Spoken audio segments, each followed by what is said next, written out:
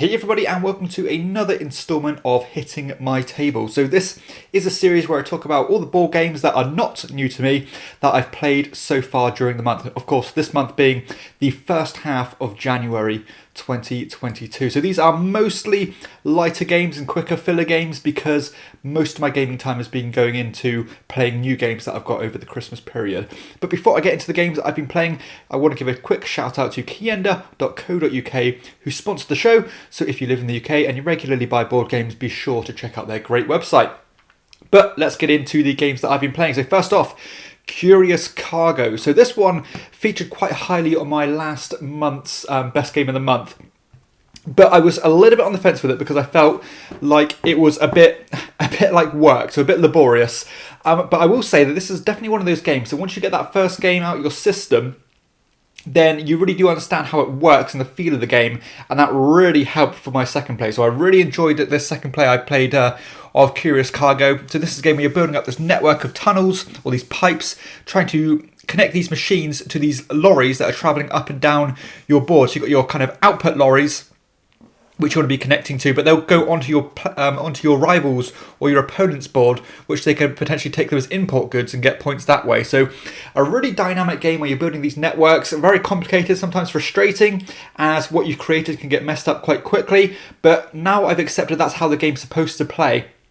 It really did go down a lot better, felt so smooth, and I really enjoyed this one. So be prepared for this one to feature on maybe a future rating changes, because this has gone from a really decent game, maybe 6.5, up to above that 7 mark to get a shield of quality. Really enjoying this one. A two-player game with a bit more bite, a bit more meat to the bones than your average two-player filler game. But yeah, this one is a real niche and is certainly a unique game. So really enjoying Curious Cargo now. Next up, I've got a bit of a favourite of the channel. This is Ship Shape. So we played a 3-player game of Ship Shape.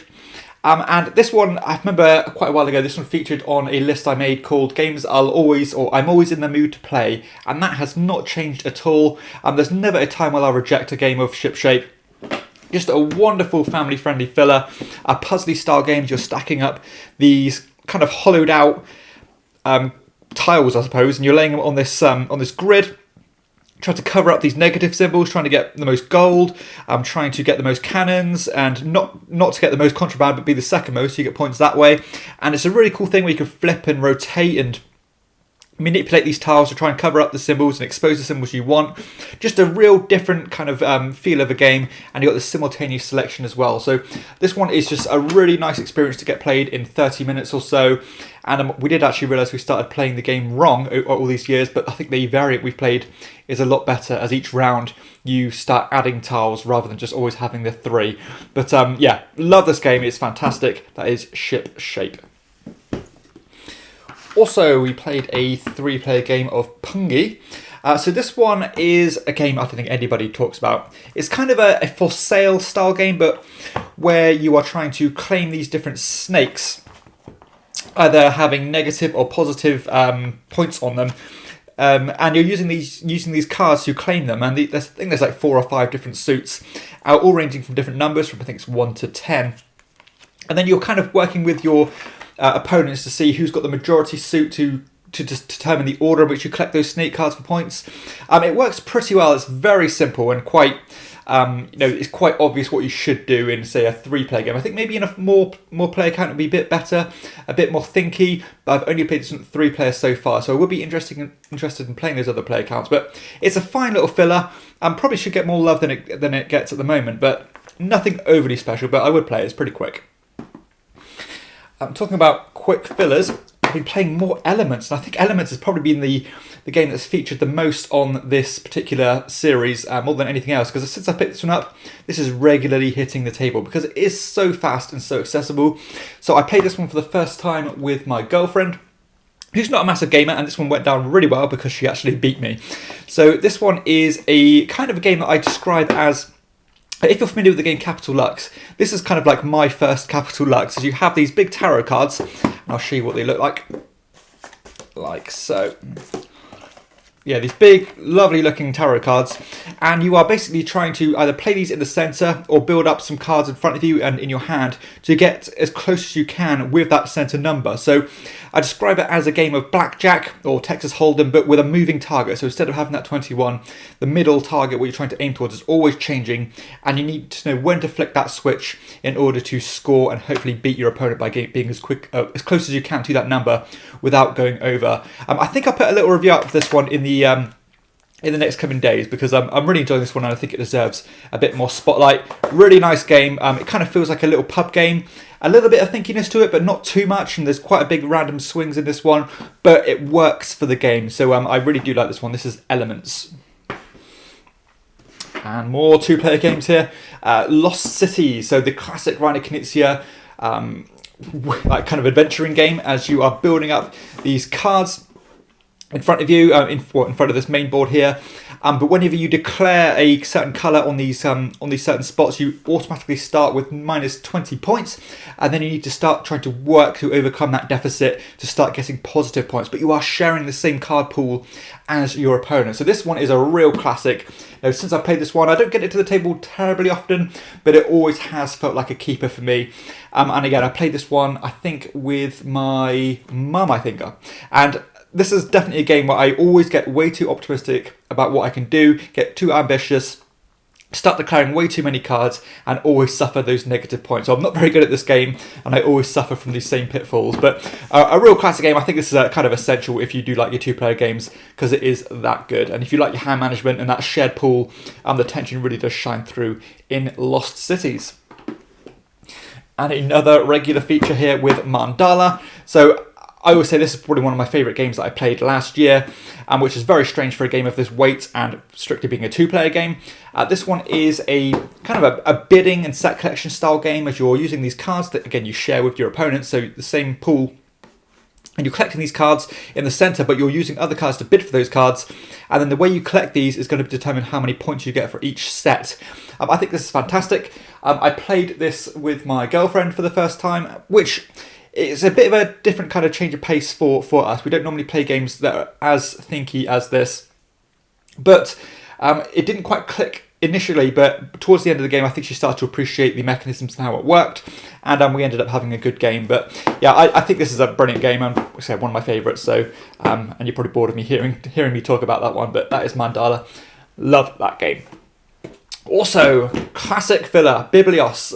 I think I played Biblios for the first time in maybe 2 years, which is quite a stretch considering how much I love this game, and it goes to show how many great games are out there when a game like this can get neglected on the shelf. But still, one of the best filler games ever made, as you are collecting these cards, and then you're using these cards to bid for future cards, and trying to get currency, and also these cards to get set collection or be the majority holder of that particular set of cards, so that you can get points at the end of the game depending on this the pip value on the dice associated to that particular set. So it sounds pretty complicated, but it's really not. A game that works so beautifully. I love the scoring system in this game, probably one of my favourite scoring systems ever, as you know, you do not know what your opponents are going for, and sometimes you can think you're miles behind on a certain suit, so you start discarding those cards to get other cards, but then you realise if you kept hold of them, you could have won. So this one, I really do kind of suffer the same thing as Lost Cities, where I try too much, I get my kind of tunnel vision, and then I end up just missing out at the end. So I had a really bad game of this one in terms of my personal score, but I love the experience nonetheless. It's such a fantastic game, and another game that I pretty much consider essential. That is Biblios by Steve Finn. Bit of a strange one now. This is Flea Market. This is an older Leo Colvini game, and I remember last month when I did my kind of roundup of the month, I really thought this was kind of on the lower end of the spectrum, but this one did come one of the lower ranks, and that was because it is so random and it is so light. But I started to kind of understand and appreciate what it's trying to do now, and I will say I really enjoyed my my follow-up play of this one. As, again, feather light this game. So you are basically going through all these different artifacts, but you're rolling dice to determine which ones are going to go up for auction. And then you can bid for those different items and put it in front of you. But if that number gets rolled again, it goes up for auction, but you get a bonus. And then if somebody buys that, they give you the money, and it's basically a race to get to, I think it's 45 money, whatever that currency is. But it actually works really well, and you can actually take some big gambles in terms of, am I going to pay the big bucks for this particular piece? And then hopefully it pays its dividends over the game. And it just works extremely well. Again, it's got a pushy luck thing. As it gets towards the end, we think, should I be paying the big money for this one? Because is the game going to come to an end? And whoever's got the most money at that time is going to win, rather than just the race to get to the money. I think I might even do a review for this one. I wasn't going to do it because I thought there's going to be no interest for it. But I think, again, this should get a little bit more spotlight. So, if those really light fan-weight gamers want a 20-minute game they can play and enjoy with some really fun moments, then I would say, give this one a look and just consider it, because it is actually quite a well-designed game despite its randomness. So that is Flea Market. And finally, penultimately, the game I want to talk about is New York Zoo. So we played a 3-player game of New York Zoo. So this is a very simple polyomino Uwe Rosenberg game. As you'll try to build a zoo. And you're doing that by placing these tiles on this board here. But you use this kind of Nova Luna patchwork system where you can go up to 3 spots ahead of you. So it's like a big rondelle, really. But the bigger tiles are on the top, so they're going to obviously create more coverage. But you've also got these animal spaces as well, where you can choose to put these animals into these different segments or these different tiles. And when you get past these certain checkpoints, if you've got 2 of those animals, they're going to breed and create another one. And once that tile is full, you're going to get the option to create or to claim one of these bonus tiles to fill up big spaces on your board. So it's got a really cool decision there, whether, do you want to breed the animals? Do you want to just get the coverage? And it's a race to get a perfect coverage of your grid. I do think the game works well, and it does play pretty succinctly. But I think my problem with I think it does lack something, or that's something special, that it lacks that spark. So it's a game that I'll happily play, because I generally like these puzzly polyomino games, but I do think there are better ones out there.